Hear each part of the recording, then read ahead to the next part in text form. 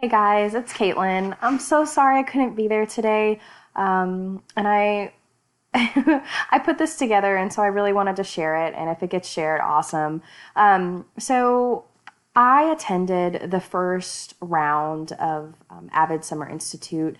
I went to the Tampa trip and it was so I don't really know how to put it into words. Overwhelming, I guess, is probably the best word. And I walked away with a lot of feelings about how am I going to implement this and on top of a new ELA program, or excuse me, curriculum. And so I kind of took two steps back and said, I'm going to go ahead and create a learning plan for myself. And that way my goal is ready for the next year. And so here we go. So the short-term goals, I think, as far as when I walked away, I decided that there were four different components. I'm going to really dive deep into the second and third one. However, I think the first and fourth one are really critical as well. So they are environment, note-taking as written articulation, collaboration as verbal articulation, and individual goals for students. Now, obviously, we are already doing most of these things, but it's just about coming together and streamlining these for our school. And so, for my first short-term goal, just kind of in my mind, was to establish an environment that promotes college-going culture, collaboration, and independence among students. Just making sure that environment really respects school and going further and giving kids that, responsibility to themselves to go further and strive to be a college graduate. Second, designing a strategic note-taking procedure based on AVID's 2 and 3 column notes. I kind of put this in as written articulation because I think going back to kind of my visual up here, the written articulation and the verbal articulation are really critical because it brings it full circle. So making sure that students are accountable in that way. So and I'm going to show you a picture of the 2 and 3 column notes in just a minute. But I think it's really important to have that procedure in place for grades pre-K through 5th. And I think pre-K can even model those strategies, 2 and 3 column note, the 2 and 3 column notes. And then obviously in 2nd through 5th, students need to actually be participating in those. And the third is to design the collaborative Socratic seminars, which I'll go into, and making sure that those are in our weekly routines, and they enable students to express, reflect, and articulate on their learning verbally. And then last, which we are already doing at our school, which is great, and just making sure that we're targeting individual goals. And then just to add to that, one thing that I think would be critical in this design is to make sure that we're meeting with students on a weekly basis and making time for that. And so a little bit more on the note-taking. This is located on page 6 and 8 of the AVID Elementary Foundations text that we got. Obviously, for some of you, you don't have this, and so it would be great if you guys got a copy of this or shared, and you can take a look at it if you have it with you. But the instructional steps for note-taking are to discuss the why and purpose for note-taking, which is going to be our big push anyway. We started doing this in math this past year. And so really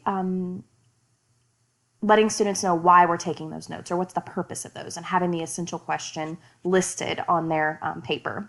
And providing a format, whether it is on notebook paper or the template that's provided in the text. I personally think the notebook paper one is better just because it really teaches kids how to organize their notes. That way they're not provided,